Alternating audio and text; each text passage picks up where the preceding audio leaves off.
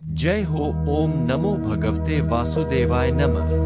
नमस्कार दोस्तों, संसार के पालनकर्ता भगवान विष्णु को एकादशी तिथि अति प्रिय है। इस दिन व्रत रखकर भगवान विष्णु की विधि विधान से पूजा की जाती है। मान्यता है कि एकादशी व्रत और पूजन से भगवान विष्णु प्रसन्न होकर सभी प्रकार के सुख प्रदान करते हैं।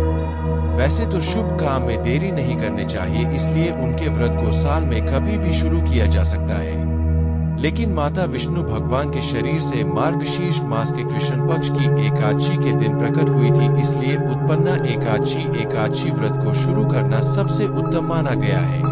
एकादशी का व्रत शुरू करने से पहले संकल्प लेना चाहिए कि जिस इच्छा से एक व्रत प्रारंभ किया है उसके पूर्ण होने तक एकादशी का व्रत करती रहूंगी।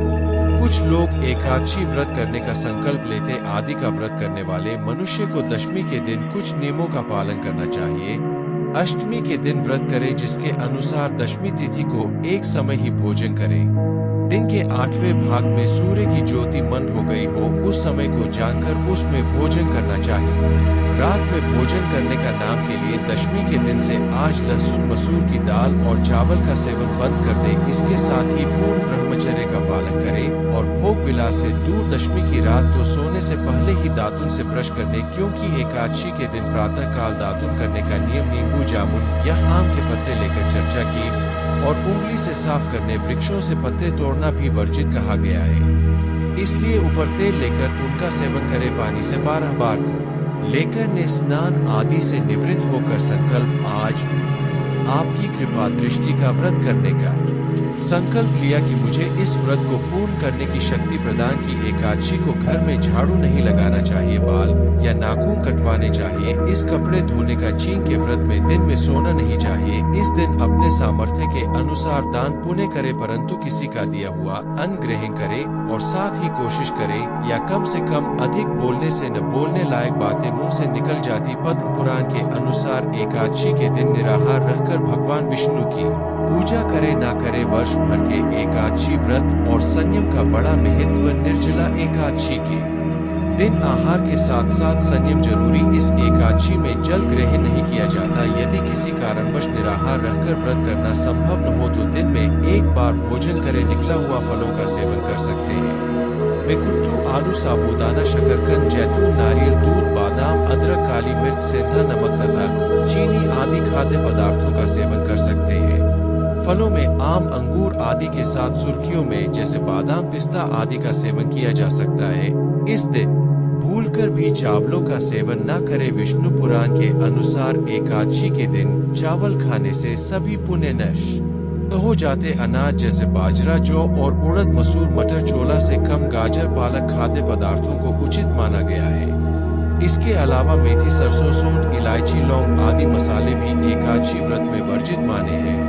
बेकिंग पाउडर, नमक, बेकिंग सोडा, कस्टम जैसे बाजारों खाद्य पदार्थ और मिठाइयों आदि का सेवन नहीं करना चाहिए। यदि अनजाने में आपने इनमें से किसी भी पदार्थ का सेवन कर लिया है तो उसी समय सूर्य भगवान के दर्शन करके विष्णु भगवान से क्षमा याचना करे। प्रत्येक वस्तु भगवान विष्णु को भोग लगाकर तथा तुलसी दल अर्पित करके ग्रहण करने चाहिए। रविवार व्यक्ति अमावस्या, पूर्णिमा के दिन दिल नहीं तोड़ना चाहिए। तुलसी का पत्ता 7 दिनों तक बासी नहीं होता। अगर आपके पास ताजा पत्ते नहीं तो आप इस पत्ते को गंगाजल से धोकर प्रयोग कर सकते हैं।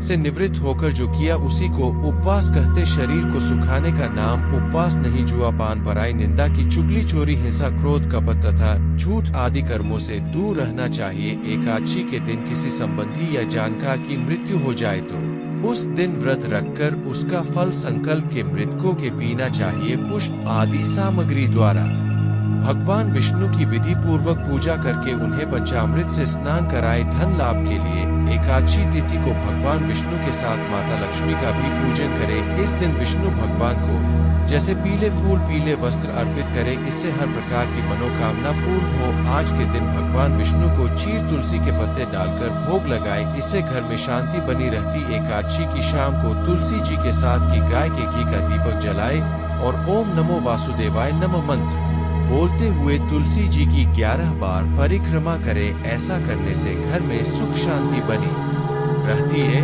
और किसी प्रकार का संकट नहीं आता। आज के दिन पीपल के वृक्ष पर जल चढ़ाए पीपल में भगवान विष्णु का निवास माना गया है। इससे मुक्ति मिलती। एकादशी की रात में जागरण करके भगवान विष्णु का कीर्तन करना चाहिए। आइए अब जानते हैं।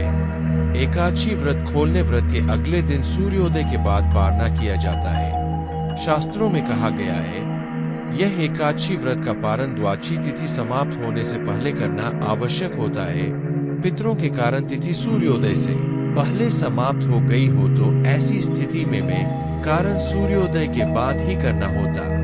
यह द्वादशी तिथि की पहली 1/4 अवधि है। कहा जाता व्रत का पारण के दौरान नहीं किया जाता के लिए हरिवासर समाप्त होने की प्रतीक्षा करनी चाहिए, अर्थात द्वादशी तिथि को अवधि बीत जाने के बाद भी किया जा सकता कि पूर्ण अवधि के 4 भाग पहला भाग होने के कारण चाहिए।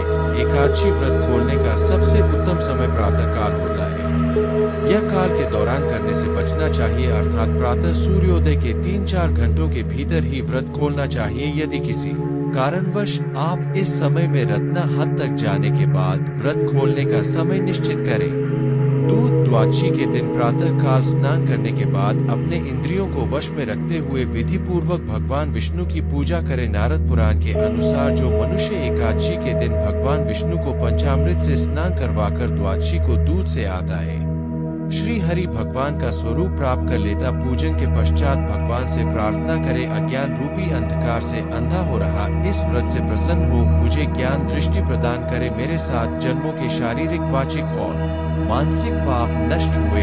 इस प्रकार प्रार्थना करने की सच्ची भावना अंजलि जल पीना और चने के 7 दाने खाकर व्रत खोलना चाहिए। अष्टमी तिथि को डुबो सेंधा नमक, अपनी मिर्च, शक्कर और गाय के घी से बना हुआ भोजन करे। वापसी के दिन आज लहसुन, मसूर, उड़द पौधों का सेवन न करे। इसके साथ शहद का सेवन नहीं करना चाहिए। इससे अपने सामर्थ्य के अनुसार ब्राह्मणों को मिष्ठान और दक्षिणा आदि देना चाहिए। इस प्रकार विधि पूर्वक अपने कामना पूर्ण होने तक विद्वान मनुष्य को एकादशी का व्रत करना चाहिए। संकल्प के अनुसार एकादशी व्रत पूर्ण हो जाने पर उसका उपयोग करें। मार्गशीर्ष मास के शुक्ल पक्ष में जो मोक्षदा एकादशी के दिन एकादशी उद्यापन करना अत्यंत शुभ माना जाता। वीडियो को देखने के लिए आप सभी का हार्दिक धन्यवाद। यदि आपको वीडियो पसंद आया तो कमेंट बॉक्स में ओम नमो भगवते वासुदेवाय नमः लिखना न भूले। साथ ही चैनल को लाइक और सब्सक्राइब अवश्य करें ताकि आपको अगले आने वाले वीडियो की जानकारी तुरंत ही मिल जाएगी। इसके साथ ही